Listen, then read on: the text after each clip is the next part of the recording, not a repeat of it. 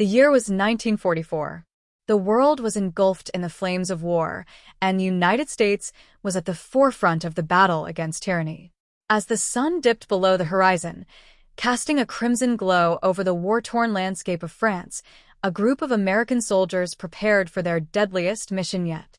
They were the men of the 101st Airborne Division, the Screaming Eagles, and their task was simple in command but impossible in execution: hold the strategic town of Corentin at all costs. Chapter 1. Orders from Above. Lieutenant James Callahan adjusted the strap of his helmet as he read the orders handed down to him. His platoon had already suffered heavy losses during the D-Day invasion, and now they were expected to push further inland. Corentin was a crucial junction between Utah and Omaha Beach, and if the Germans reclaimed it, the entire Allied advance could be compromised. "Lieutenant, the men are ready," Sergeant Daniel O'Reilly reported, his Irish accent still noticeable despite years in America. "Then we move at first light," Callahan replied. "Get some rest, Sergeant. Tomorrow we make history." The night was restless. The distant sound of artillery fire echoed across the valley, and the men whispered amongst themselves, knowing full well that not all of them would see another sunset. Chapter 2. The Road to Corentin. Dawn broke over the battlefield, revealing a countryside scarred by war. As Callahan and his men moved through the hedgerows, the smell of smoke and gunpowder filled the air. They were deep in enemy territory now, and every shadow held the potential for an ambush. A sudden explosion rocked the ground beneath them. "Sniper!" Private Anderson shouted, diving for cover. Bullets whizzed past as the Germans opened fire from a concealed bunker ahead. Callahan pressed himself against the dirt, clutching his rifle. "Covering fire," he ordered.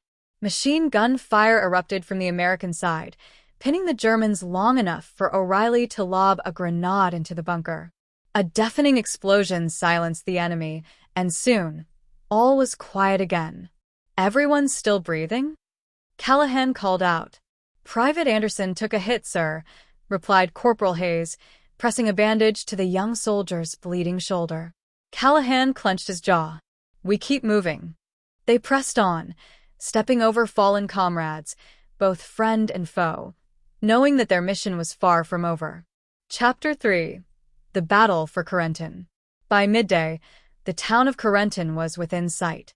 Smoke billowed from the buildings as artillery shells rained down from both sides.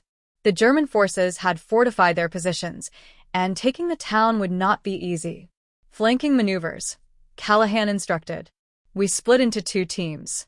O'Reilly, take half and approach from the north. The rest of us will hit them from the west." The men nodded. There was no hesitation, only determination.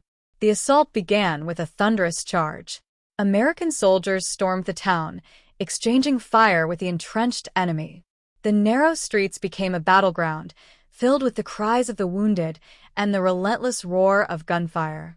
Callahan kicked down a door, sweeping his rifle inside to find terrified civilians huddled in the corner. "Stay down," he told them before moving on. Above, a German machine gun nest was wreaking havoc on their advance. O'Reilly spotted it and signaled to Private Lawson, their best sharpshooter. "One shot, make it count." Lawson took a deep breath, steadied his aim, and fired. The German gunner slumped forward, and the tide of the battle shifted.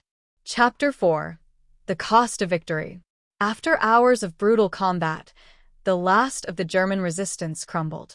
The stars and stripes were raised over Corentin, signaling an American victory. But the price had been steep. The ground was littered with fallen soldiers, their sacrifice written in blood. Callahan surveyed the aftermath, exhaustion etched into his face. "We held the line," he murmured. "They won't take this town again." O'Reilly placed a hand on his shoulder. "We did good, sir." As the sun set over Corentin, painting the sky in hues of red and gold, the soldiers of the 101st knew they had changed the course of history. But they also knew the war was far from over. Epilogue.